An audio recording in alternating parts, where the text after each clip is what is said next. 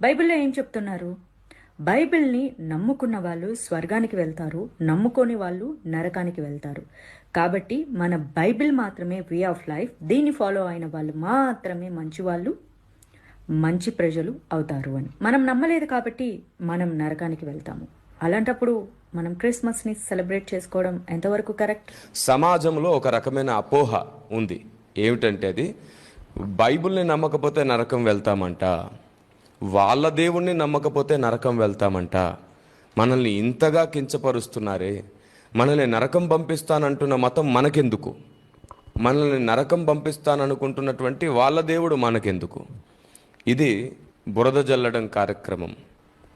అసలు నన్ను నమ్మకపోతే నరకమే పోతారని చెప్పి బైబిల్లో ఉందని చెప్పి బాధపడుతున్నారు. ఇప్పుడు నేను మీకు ఒక గ్రంథాన్ని చూపిస్తాను. ఇది శ్రీదేవి భాగవతం. ఈ గ్రంథంలో ఉన్న సంగతిని ఇప్పుడు నేను మీ ముందు పరిచయం చేస్తాను. మీరు శ్రద్ధగా ఆలకించండి. క్రిందటి జన్మలో మీరు దేవిని ఆరాధించలేదు కనుక ఈ జన్మలో ఇన్ని కష్టాలు వచ్చాయి. అంబికను ఆరాధించని వారికి ఇంతే గతి. కష్టాలే కాదు, రోగాలు రోస్టులు కూడా చుట్టుముడతాయి. వారికి నరకం తథ్యం.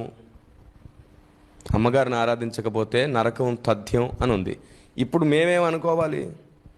ఈమెను ఆరాధించకపోతే నరకం తథ్యం అంటే